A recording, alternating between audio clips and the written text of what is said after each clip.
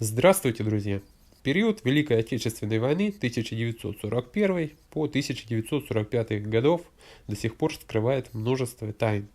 Историки бьются над разгадками, активисты находят все новые доказательства уникальной инженерной мысли и выкладывают свои открытия в сеть. Например, деревянные пули, казалось бы, зачем и кому они нужны, но на местах сражений таких артефактов великое множество. А вот их назначение пока остается загадкой. Так давайте сейчас разберемся, зачем немцы во время войны стреляли деревянными пулями. Во времена Второй мировой войны немцы использовали разное оружие и патроны к нему.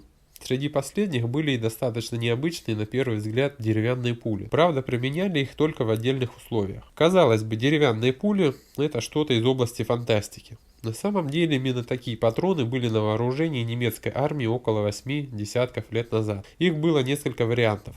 Одни из видов носили название «Плацпатрон 33», другие переводились как «Холостой патрон». В основном такие патроны использовали в учебных целях для отработки навыков стрелка во время тренировок. Исторические хроники и записи доносят до современников уникальные факты. Во времена Великой Отечественной войны люди экономили на всем, на чем только могли. Заводы по изготовлению тракторов переформировались на танковые производства. Сигаретные фабрики, выпускавшие папиросы, Беломорканал стали делать патроны. Что касается снабжения продуктами, оно было очень скудным. В сельском хозяйстве оставались лишь женщины, дети и старики. Без тяговой силы на коровах они пахали землю, кое-как собирали старые трактора и обрабатывали огромные угодья. Снабжение было недостаточным, но хватало продуктов самой первой необходимости. Именно из лихих времен войны наши предки вынесли страсть к экономии. Оно и понятно, ведь вместо хлеба ели сосновую кору, в суповой набор шли кожаные ремни и обувь.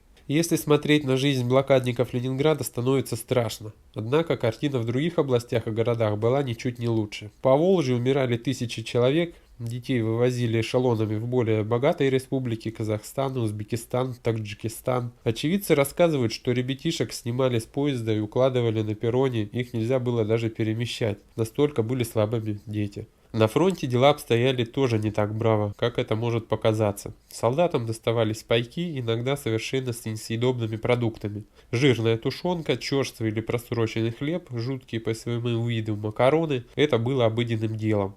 В войсках противника также было не все гладко. Современники рассказывают, что снабжение армии изрядно истощилось после сложных и затяжных боев. Да и зима добавила немало проблем. С продуктами питания понятно, но при чем тут деревянные пули и каковы цели их изготовления и применения? В этом стоит разобраться поподробнее.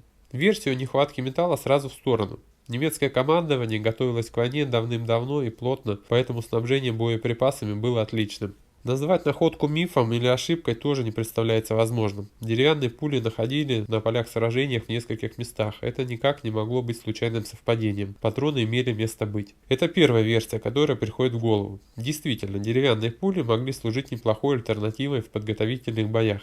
Мягкий патрон не обладал убойной силой, поэтому даже при попадании в человека он не причинял особого вреда. Теория разумная и логически объяснимая, поэтому имеет право на жизнь. Еще один вариант объяснения. В мартишку вставляли гранату, накручивали ее на дуло, оружие заряжали деревянными патронами и вели залповый огонь.